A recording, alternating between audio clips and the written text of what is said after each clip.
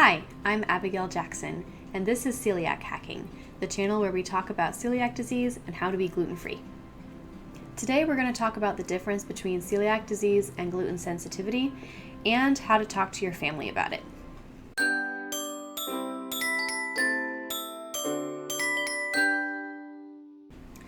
One of my clients was dealing with a situation, and I've seen a lot of people dealing with the same kinds of situations, where she was trying to go gluten-free because she knew that's what she needed to do for her health, but her family member, in this case her father, was being really rude to her about it, and also her mom, who is also gluten-free.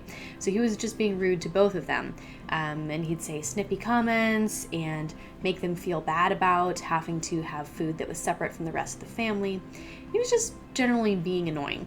And it seems like the common advice for dealing with people like that is to cut them off, to say, oh, they're being toxic, I don't need toxic people in my life, and I'm going to just not deal with them.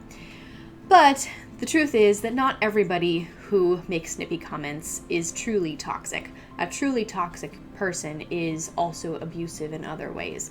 So if they're just making snippy comments, then it's not necessarily automatically a toxic relationship. So my goal with this video is to give you the words to explain the difference and how it's affecting you, so that way you can kindly educate your family members and hopefully save that relationship. So I've already made a video on non-celiac gluten sensitivity, aka gluten sensitivity, which will be linked somewhere around here. But to sum up really fast, gluten is a protein which has a specific chemical structure that binds with and breaks down the bond between the cells in the wall of your small intestine. So the cell wall of your small intestine is only one cell thick. So when that bond is weakened or broken, then that means you have a hole in your intestine. Microscopic, but it's still a hole. And when you have a hole in your small intestine, that's called leaky gut. And undigested bits of food are getting through your cell wall and into your bloodstream. Now, your white blood cells, your T cells, are like the Marines of your body. You can also think of them like state troopers. So when the state trooper sees an unlicensed driver, aka an undigested bit of food in your bloodstream, it's going to go after that, because it's not supposed to be there. It's not a part of the body. It shouldn't be in the bloodstream yet until it's been broken down into its actual amino acid building blocks. So when your immune system is going after all of these undigested bits of food in your bloodstream, you have a constant immune response, which is called inflammation. So gluten sensitivity is when you have leaky gut caused by gluten, and then your body is mounting a constant immune response, constant inflammation in order to take care of and attack all of these unfamiliar, foreign cells that are getting into your bloodstream.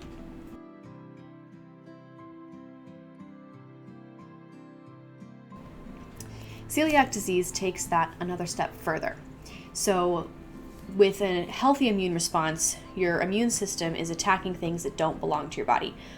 Every cell has a hormone signature that tells where it came from. So the cells in your body have a hormone signature that say, I'm part of this body. Things that come from outside, i.e. the food you eat, has a name tag that says, I is potato, or I am ice cream, or whatever it was that you were eating. And so in a normal, healthy immune response, your body's going after those things that are foreign to the body. Potato, ice cream, pasta, whatever. But in an autoimmune response, then your cells that are belonging to your body are also getting harmed in the crossfire. So because gluten is a protein and your body is made up of proteins, your body is going to take gluten and try to stuff it into somewhere that needs a protein. So your body's constantly rebuilding your cells with the food that you're eating, and you're giving it the raw materials to rebuild with. So it's going to take gluten as the protein and put it into different systems. Now, because your Marines are on the high lookout for gluten, and they're number one on the most wanted list, they're going to go searching for and attack gluten no matter where it is, even if it's already been incorporated into a system. Now, when that happens, gluten has effectively taken that system hostage. And in a hostage situation, when they're trying to get rid of the bad guy, sometimes there's casualties. So in celiac disease, the autoimmune part of that is that your body is attacking not only gluten, but the system that gluten is hiding in. And because your body has incorporated gluten kind of randomly, it's in a bunch of different systems. It's not going to be necessarily the same systems that another person with celiac disease has. So your immune system is attacking the systems of your body that have gluten in it. A different person's immune system is attacking systems in their body that have gluten in it, and they might not be the same thing, which is why it's sometimes very difficult to diagnose celiac disease, because not everybody has the same symptoms and conditions going on. Now, the reason why there's so much confusion between gluten sensitivity and celiac disease is because the practical effects are the same. No matter which condition you have or disease you have to be gluten-free. But it's important to note that celiac disease and gluten sensitivity exist on a spectrum, from really lightly sensitive, you can still eat most things, you just avoid bread products, to it's almost as sensitive as an airborne peanut allergy. People that are this sensitive can actually smell gluten from across the room if someone opens a sandwich or something and they have to leave. So both sides are valid.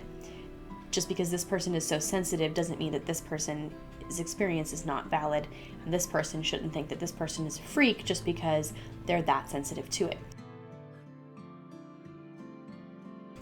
So the main differences between celiac disease and gluten sensitivity are that celiac disease is an autoimmune disease because your body is attacking the systems that gluten is hiding in, while gluten sensitivity is usually caused by inflammation, which is a healthy immune response where it's attacking foreign cells that are slipping into your bloodstream through that leaky gut.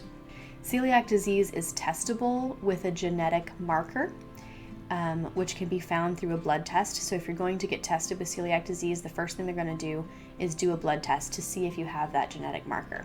If you don't, then they're going to rule out celiac disease as a possibility. Whereas gluten sensitivity doesn't care who your daddy is, and it can affect anyone regardless of genetic markers. Because celiac disease has very specific symptoms that are testable, it's classified as a disease. Whereas gluten sensitivity has so many possible symptoms and they vary so widely, it's very difficult to collect a common set of symptoms, and there aren't any testable criterias, so it's classified as a condition rather than a disease. For the most part, celiac disease is recognized by the medical industry and the health industry, while gluten sensitivity still has a love-hate relationship with both. Some medical professionals consider it a legitimate condition and an issue that they should help with. Some kind of still see it as a fad or people being drama queens, unfortunately. So, when you're trying to explain this to anybody, you need to remember that people are both good and bad at the same time. On the one hand, they care, on the other hand, they don't. And they can both care and not care at the same time. So it's your job to figure out what level of caring or not caring they're at. As a general rule, the people that are closest to you care the most. So if you're in the store, at a restaurant, whatever, you meet a stranger, you need to talk to them about your condition, it's safe to say that they're pretty heavy on the don't care side because they're not close to you, they don't know you, and they're wrapped up in whatever's going on in their life. Whereas your spouse, your kid, your parent, a sibling, an aunt and uncle, these people are very close to you, so they're going to be more on the caring side, even if they don't show it very well, because they know you, they're around you, and this lifestyle change for you also affects them. So you need to tailor your explanation based on that closeness degree. Someone who is really close to you is probably interested and will sit through a detailed explanation of the differences. So you can take what I taught you in this video and explain it to a close family member. But if you're dealing with a practical stranger, you're going to want to keep it very short and concise. So this is where the elevator explanation comes in. If you're in the business or sales fields at all, you're probably familiar with the concept of an elevator pitch, which is where you take what you do and you put it into one sentence. Some people's elevator pitches end up still being a paragraph, but whatever. So this kind of thing is the same deal. So we want to be able to explain celiac disease or gluten sensitivity in about one sentence, just so that way you can get the definitions out of the way, but you can represent it accurately. One thing you can do is use shock and awe to get their attention. Society has done a really good job of raising awareness for AIDS, which is another autoimmune disease. So even though AIDS and celiac disease are not really related, you can start off by saying celiac disease is an autoimmune disease like AIDS, because they're both autoimmune diseases. And that will just get their attention because people know how serious AIDS is. But then, once you have their attention, you can go on to say, but AIDS is an autoimmune disease where your immune system doesn't work at all, whereas celiac disease is an autoimmune disease where my immune system is hyperactive and it's always attacking things.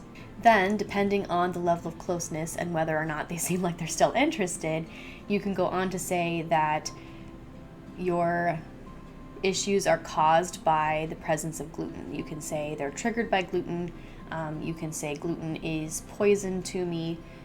You can phrase it however you want, but you want to make sure that they know that if you come in contact with gluten, and this also depends on your level of sensitivity. So if you're not super sensitive, you can just be like, I can't eat things with gluten in it. So you're avoiding bread products. If you're super sensitive, you can say even coming into contact with gluten gives me problems. And then also depending on the level of closeness and how interested they are, then you can go into what those problems are and some of your most common symptoms, whether that be digestive issues or brain fog, fatigue, anything that you're dealing with that you want them to understand. So the symptoms is something that you should save for family members or people with a greater degree of closeness, because strangers aren't going to want to hear about it. So for the strangers level, keep it very simple. Celiac disease is an autoimmune disease and you can insert another thing besides AIDS if you want to. That's just the most well-known one. If they're engaged, then you go on and you tell them what that means and what it's doing to you. So a sample elevator explanation would be, I have celiac disease, which is an autoimmune disease like AIDS. But AIDS is where your immune system doesn't work. Celiac disease is where your immune system is working overtime, and it's always attacking things, and it's triggered by the presence of gluten. Then if they're still interested, you can say something along the lines of, I can't eat things with gluten in it, if you're on the less sensitive end of the spectrum. Or you can say, I can't eat things if they've even come in contact with gluten, if you're on the more sensitive side of the spectrum. Just a word of encouragement, don't push it if they're acting bored. This is really important to you because it affects your entire life, but other people not so much. So if it's affecting their life and they're close to you, then they're going to be more interested. If it's not affecting their life and they're probably never going to see you again, all they need to know is that you can't have gluten and that it's really serious that you don't have gluten. But if you can keep it short and concise, then they'll be more interested in listening. Thanks for watching. I hope you found something useful in this video. Please check out my website linked below for more resources and information on celiac disease and how to be gluten-free. See you soon!